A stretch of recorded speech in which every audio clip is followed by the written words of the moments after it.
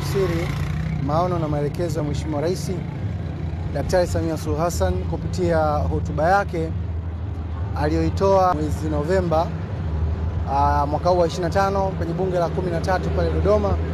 Sisi wawakilishi wake tuhakikishe tunawapa tabasamu wananchi ambao wamemwamini Mheshimiwa Rais na kumpa ridhaa ya kuwaongoza tena.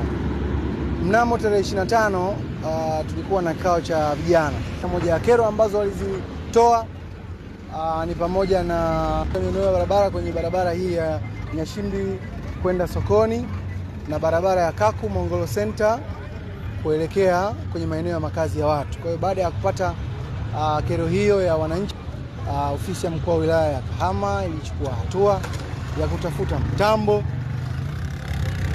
ili kuhakikisha kwamba kero hizi za wananchi za miundombinu ya barabara ambazo zimekithiri kwa baadhi ya maeneo kwa sababu ya mvua hizi zinazoendelea, basi zinatatuliwa kwa haraka ili wananchi wasikwame katika kutekeleza majukumu yao ya kila siku, hasa katika shughuli zao za kujitafutia kipato.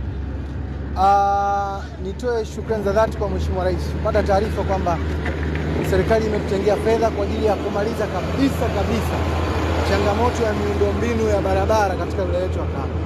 Lakini ofisi ya mkuu wa wilaya ya Kahama kwa maelekezo ya Mheshimiwa Rais ya kuhakikisha kwamba wananchi tunapata kero tunayotoa kwa wakati, iliona ichukue hatua za haraka wakati tunasubiri sasa fedha zije.